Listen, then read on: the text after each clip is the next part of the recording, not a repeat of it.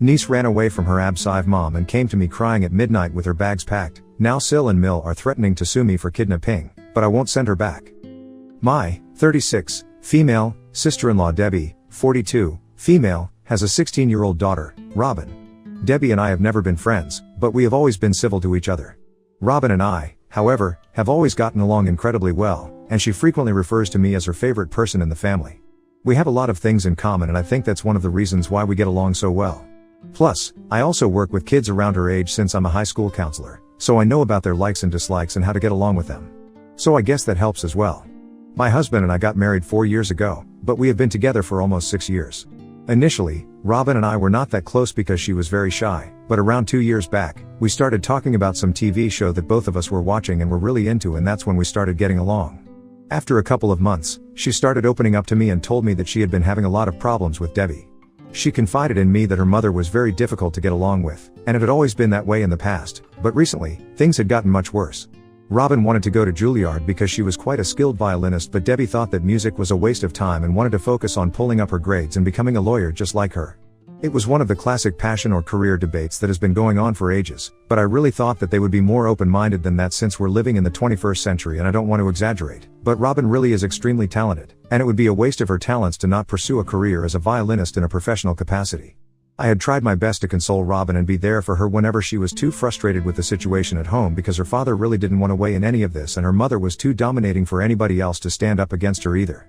She was basically fighting with her mom on her own and trying to get her to understand where she was coming from, but it was getting very difficult for her. I tried to sympathize with her as much as I could, but that was really the most that I could do. I had even suggested that maybe I could talk to Debbie, but Robin herself told me not to do that because that would only make the situation worse, since Debbie did not appreciate other people meddling in their personal affairs. So all I could do was just be there for her and tell her that things are going to be alright, even though I felt really bad for her, and I wish I could do something. This had been going on for the past couple of months, and recently, things got very ugly, and because of that, I'm in a tough spot at the moment. So for the past 3 months, my husband has been working on a project, which requires him to stay in Ohio for most of the month. He only comes home on alternate weekends, but thankfully, he'll be done with this by the end of this month. The point is, I've mostly had the house to myself and have been living on my own. Robin knew that and had been visiting me pretty often to spend some time with me because apparently, that brought her peace. She talked to me like a friend, and I would try to give her advice, just like I would to any other student.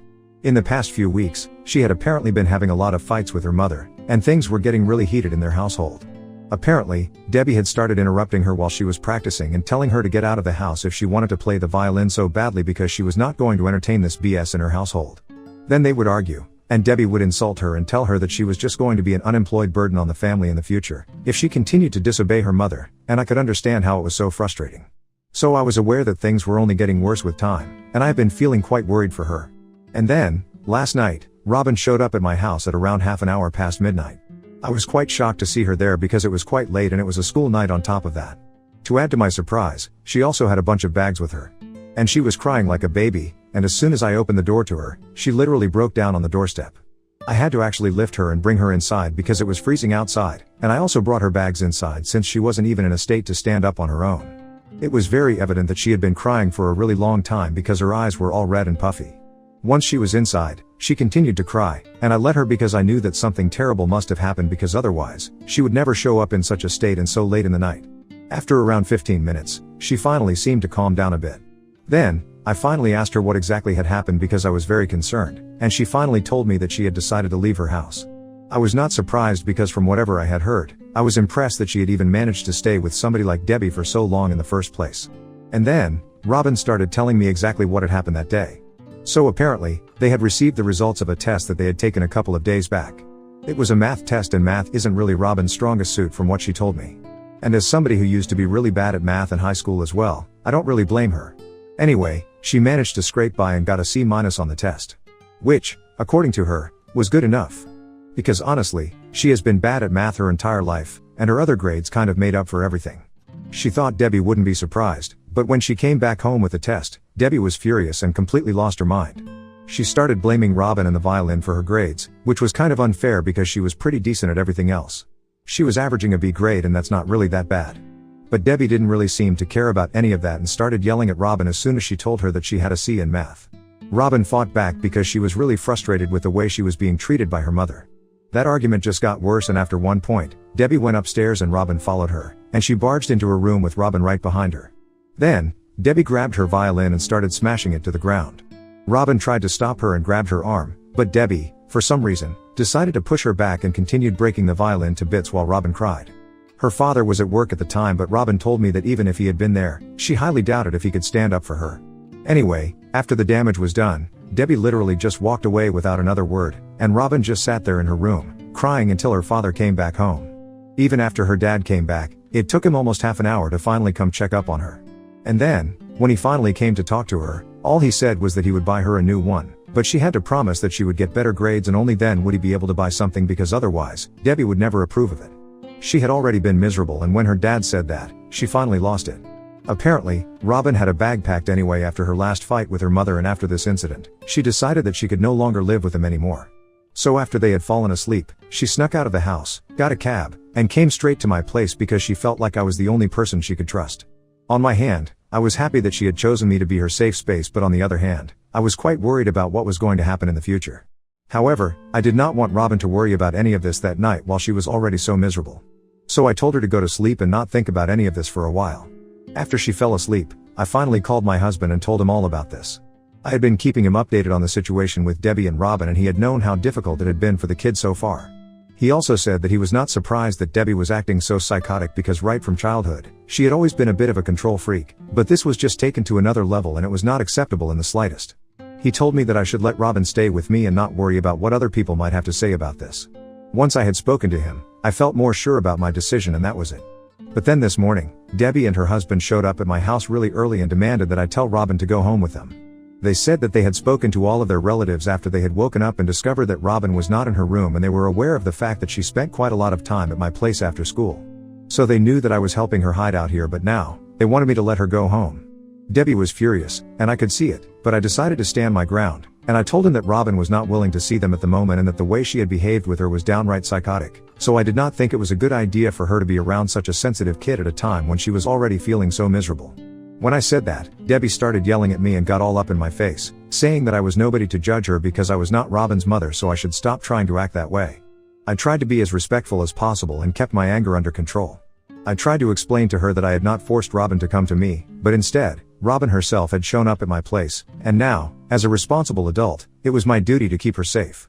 She kept yelling at me, and her husband tried to defuse the situation and spoke to me politely, trying to tell me that this was a personal matter within their family, and I should not involve myself in any of this. So I had to explain to him that I did not do this myself, but their daughter had been confiding in me for the past couple of months, and as someone with a conscience, I just couldn't help but take her in, and now, she would only go back if and when she felt like it. It wasn't my choice, it was completely up to Robin, and I was going to respect that. I had already told Robin to stay put in the guest room and not come out as soon as I heard the bell ringing furiously, but she still decided to come out when things started getting a little too loud in the living room. I was not expecting that, and as soon as she came out of the room, I told her to go back inside, and I would deal with this on my own, but she still stood there, and even though I could see that she was literally shaking like a leaf, she still squared up to Debbie and told her to leave because she did not want to go back home with them. She announced that she wanted to stay here with me and she didn't even want to see them around anymore. I'm not gonna lie, at that point, all of us were shocked because, like I said in the beginning, Robin was a very shy kid and generally quiet. This was quite unexpected, but I was glad that she was finally standing up for herself, even though it kind of backfired on me. Because when Robin made that announcement, Debbie turned to me and started accusing me of manipulating and brainwashing her because apparently, she thought that I was trying to steal her daughter away from her since I could not have kids of my own. I've got to say, it was a crazy and wild theory to say out loud, since I think pretty much everybody knows that it was my choice to get married late and not have children of my own. Everybody has asked me about it and I've always made things very clear. I'm not saying that I don't enjoy having Robin here, but I would just not like having to raise a baby of my own. It was as simple as that, and whatever she said, it was just not true. Anyway, after yelling at me for a bit, she decided to leave after she realized that no amount of yelling was going to get her daughter back to her. And then I received a phone call from my mother-in-law a few hours after Debbie left, and she started screaming at me almost immediately. It was quite unprecedented because I had a good relationship with my in-laws and I did not expect them to be so unfeeling. Anyway, I could hear that all three of them were on the phone, including Debbie. My mother-in-law and Debbie screamed at me about how heartless and selfish I was being. They said that my only duty would have been to send Robin back home as soon as she had shown up at my door, and then, I should have let her parents deal with this situation, but instead, I was too busy trying to be the savior. And then, My father-in-law told me that they were going to give me a couple of days to think things over and send Robin back home, but if I didn't do that, they would not have any other choice but to sue me. Now I know that they don't have a legal leg to stand on and they can't exactly do that, but I just wanted to make sure that I'm doing the right thing. So, Ida for not sending my sister-in-law's daughter home after she came to me crying in the middle of the night? Update 1. So after my father-in-law said that they were going to sue me, I was kind of scared and I posted here to ask if I was doing the right thing or not. And the response was pretty overwhelming, so we're sticking together. I also spoke to my husband and he said that he's going to speak to his family and tell them to back off because right now, it's Robin's decision where she wants to stay, and after the way that Debbie has treated her daughter, she has no right to make any demands. I haven't told Robin about the phone call because I don't want her to freak out and panic. She's already pretty anxious about everything and I don't want to make the situation worse for her. Anyway, my husband said that he was going to speak to his parents after work today and tell them that I'm not going to be sending Robin back home. He also said that he's coming back home this weekend, so if there's any more trouble with his family, he's gonna deal with it in person. He gets off work in a couple of minutes, so I'm just gonna wait and see what happens. Also, just in case they actually did approach a lawyer, I have told my lawyer as well about this entire situation so that in case they actually file a lawsuit against me for anything, I can defend myself and I'm not caught off guard. I was very stressed out in the morning if I'm being honest. But after reading the comments on my original post, I am a little calmer now because I know that I'm doing the right thing. I will keep you guys updated on the situation with Robin since a lot of people seem to really care about what's going on with her. It's kind of touching, even though we don't really know each other, but then, people seem to care so much. Update 2. So it's almost midnight right now. Robin is asleep and a couple of minutes ago, got off a phone call with my husband. He told me that he had spoken to his parents and told them that they could not file any sort of lawsuit against me and if they did, he would make sure that we went no contact with them. He explained to them that Debbie had been mistreating Robin, and I knew about it, which is why I had taken her in. If I had ever thought that Robin was in the wrong here, I would have sent her back home and made her clear the air with her mother, but that's not the case here. But they just refused to see things from my point of view and kept saying that this was between Debbie and Robin and I should have just sent her back home instead of encouraging this nonsense. They think that this is Debbie's personal family affair and I have no right to meddle in this, which is so ridiculous because once again, I have to remind you guys that the only reason I got dragged into any of this was because Robin came to me since she thought that she could trust me more than anybody else in the family. I think that speaks a lot about their family. My in-laws were pretty bent on whatever they believed and even told my husband that if he was on my side on this, then they had nothing to talk about anymore since he had made his priorities very clear. They even tried to make him feel guilty for taking my side and said that they had never expected something like this out of him because he had always been a good son to them. But now, it seemed like he was trying to be diplomatic and defend something that was very wrong just to keep me out of trouble. So while my husband had tried to be nice and polite to them and discuss things in a civilized manner, after they said that, he got into a fight with them. Honestly, I really don't understand why my in-laws are acting like this because I think I had mentioned earlier that they have always had a very good relationship with me. So this is very unexpected and, I think they should realize that Debbie is not the kind of wonderful woman that they think of her to be. I feel like they have been brainwashed against me, but even then, there's no excuse to act like this and make me the villain in a situation where I'm clearly trying to help their granddaughter. Anyway, all things said and done, my husband ended up fighting with his parents over and after that, he told them that they were free to do whatever they wanted, but he knew that we were doing the right thing and so, he was not scared of anything. So now, if they want to come after me legally, they are free to do that. Update 3. So it was a pretty hectic day today. Yesterday, Robin had decided to skip school and I had taken a day off from work because we were still trying to process everything that was going on. But today, I had to go to work and she had to go to school. She goes to a different school than the one that I work at, but, thankfully, it was on my way, so I dropped her off and then I went on my way. But then, I received a phone call in the middle of the day from her school, telling me to come pick her up because apparently something really concerning had happened and they didn't want to discuss this on the phone. They just wanted me to come over as quickly as I could and then take her home.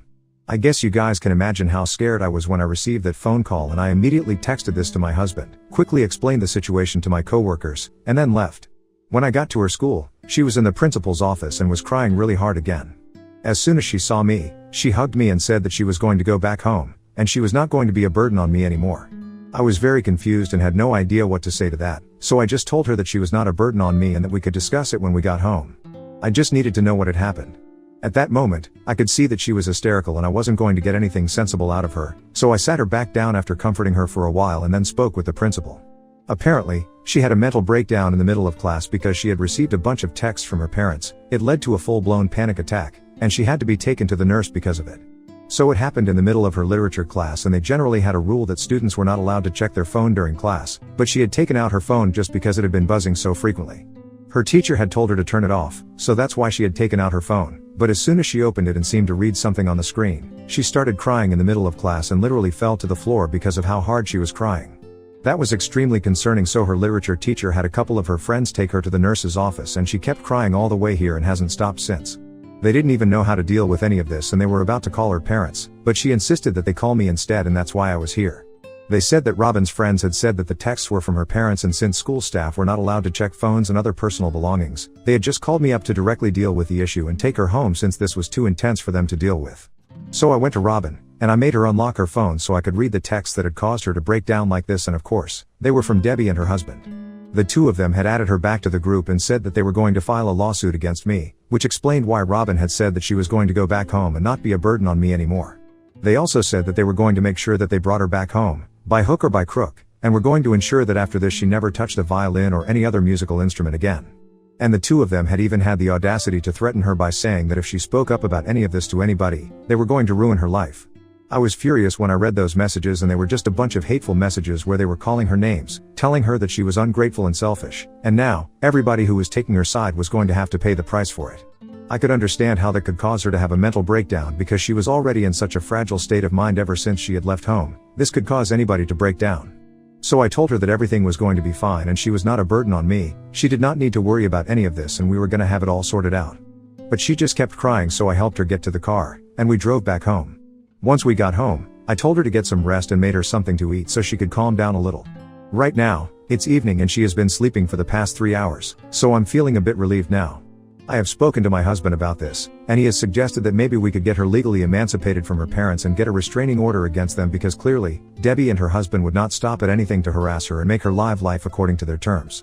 It was getting really nasty too, because it's not normal for kids her age to break down like this. I'm just hoping that things get better with her mental state for now, and I'm also gonna have to start looking for therapists. She really needs the help, I can tell. And my husband is coming back on Friday, instead of Saturday, just because of Robin. We are both really concerned about her, and I think the sooner that we deal with this, the better it is for her in the long run. Update 4. Hey, everyone. It's been a couple of weeks since my last update. So, to fill you guys in, that weekend that my husband came back home, we had a proper discussion about all of this, and we decided that we were going to help Robin get legally emancipated from her parents. When we suggested this to her, we were not sure if she would be open to the idea, but she agreed almost immediately. Apparently, the thing with the violin and the amount of control that Debbie wanted to exercise over her future was just the tip of the iceberg. Debbie was a complete psycho helicopter mother who wanted to control every single aspect of her daughter's life, and Robin was more than glad to get away from her. The kind of verbal abuse that Robin has faced all her life, it's unimaginable and unforgivable. And to think that she wasn't even able to talk to anybody about this for so long. In fact, one of the major reasons that she hadn't been able to speak about this so far was because Debbie and her father had forbidden her from discussing anything that happened in the house with anybody else in the family. When she was younger, she had tried to speak about all of this and the kind of pressure she was under to her grandparents, but they had in turn complained to Debbie and she had received the beating of a lifetime, so after that, she stopped trusting her family members. But then, I was really nice and she felt like she could trust me, which she was right about. Anyway, after we learned that there was much more to this, we didn't wait much, so we immediately spoke to a lawyer and got the proceedings started. It's still ongoing as of now, but we are positive that we will be able to get her legally emancipated. Things are going in our favor, and Debbie's psychotic behavior during our meetings is not helping either. I hope that continues because honestly, she doesn't deserve to be around Robin. My husband is also home permanently now and I don't have to worry about him going to Ohio since he's done with the project there. Also, a lot of you might be wondering whether Robin got a new violin or not, and yeah, she did. We bought her one a couple of weeks ago. It's a better one than what she had previously. Another surprising thing that's been happening is that her grades are also getting better while she's been living with us. It's too soon to tell, but I think she might start averaging an A grade if this continues, and that will be pretty great. So she's pretty happy and we're hoping that things get better for us in the future.